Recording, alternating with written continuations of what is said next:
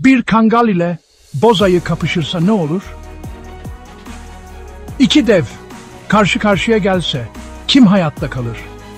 Biri sürüsünü ölümüne koruyan dünyanın en güçlü çoban köpeği. Diğeri doğanın en vahşi yırtıcılarından biri.